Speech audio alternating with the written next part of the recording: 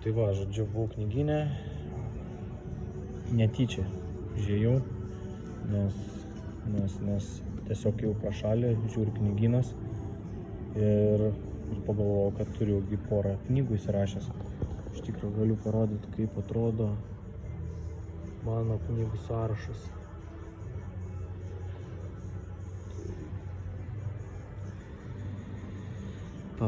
Kuris yra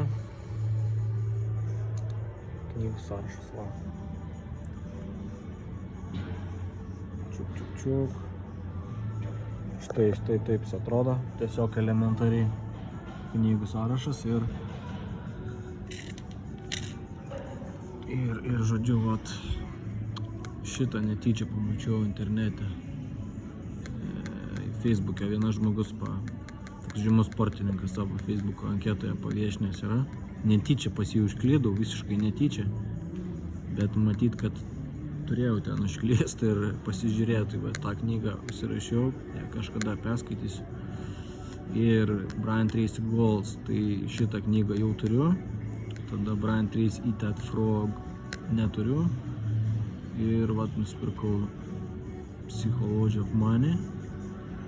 Tai iš sąrašo dar neturiu 1, 2, 3 knygų. O šiandien tai pinigų psichologija su nuolaida 13 beveik eurų. O eidamas ir ieškodamas šitos knygos, nes prie kasos paklausiau, ar turi.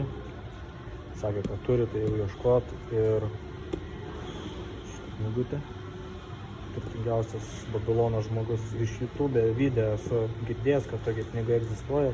Tai pagalvojau, kodėlgi nėra didelė, kadangi esu dabar užsibrėžęs tikslą į mėnesį perskaityti 2 knygas, tai dar bus plonyta knyga pateisinanti tikslą. Vat. Bus lengviau įveikti 2 knygas per mėnesį. Tai va šitą ir netyčias taip pastebėjau Brian Tracy. Kadangi paskaita buvo Brian Tracy tik tais vakarą, tai taip negalėjau, plus kaina nėra didelė ir jos yra čia kaip ir 2, kaip suprantu, viena pusė ir iš kitos pusės. Čia va čiukšt knyga ir jeigu apsakė atvirkščiai, čia va čiukšt. Tai 2 knygos taip išeina ir čia tas pats. Tai tikslai, nors jau ją turiu, bet bus dar viena, gal aną kur gausiu. Tai kažkam padovanosiu ar parduosiu. Tai žodžiu, tokias knygutės.